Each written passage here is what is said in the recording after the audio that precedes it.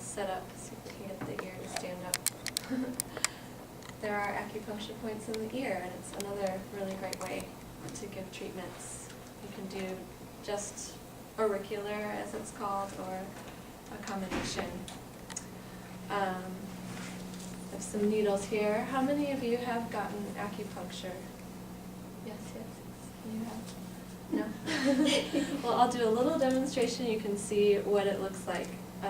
I am a student. My name is Jessica Maynard, and I'm a second year student at OCOM, which is the Oregon College of Oriental Medicine. I am currently taking a needle techniques course, but I am not a practitioner, so I'm going to demonstrate on an orange. So that's the legal way to do it. And as you can see, there are some pretty aggressive techniques that acupuncture can use. And since Matt has given a really nice discussion of what acupuncture is and how it treats, I would like to just give a little bit more from the student's perspective and the way that we go about our training and what we're offered at my school, and maybe incorporate a little bit about the other aspects of Chinese medicine, which include herbs and other modalities. So, all these little props.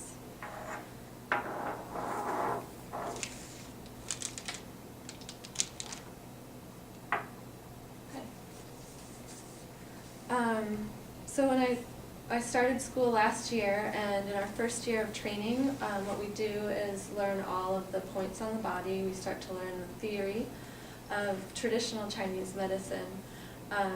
TCM is the short version of that. TCM was really started in the 1950s with the Cultural Revolution in China, and so they took these thousands of years of conglomeration of what was going on in the country with the medicine, and at a governmental level thought about how can we reach to the Western world and integrate our ideas with working with a Western model. And so that's really where TCM comes from. So at our school we get a really round education as far as it's based in the Chinese theories, but we also get a lot of Western knowledge, the anatomy and physiology and pathology. So it's a nice bridging the gap, maybe the gap that's ever not widening, closing. And so we do talk a lot about integration with our medicine, and hopefully working with the other schools in Portland. In the future, I would love to see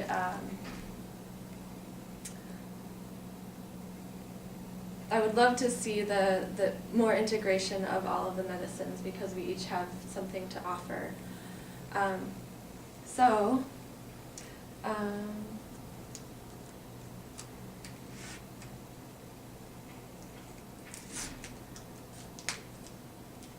Most of you know what an acupuncture needle looks like,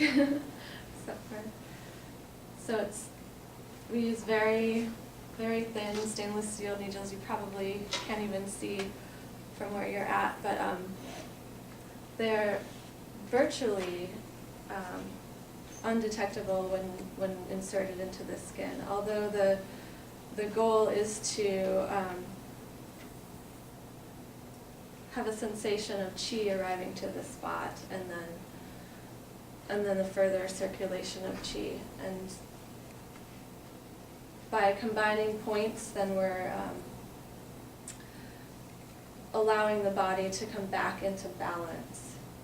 So what we do is place, this method is using a tube, and you tap a needle in, and then it's below the the first layer of skin, and then you can further insert it. And depending on how deep you want to go,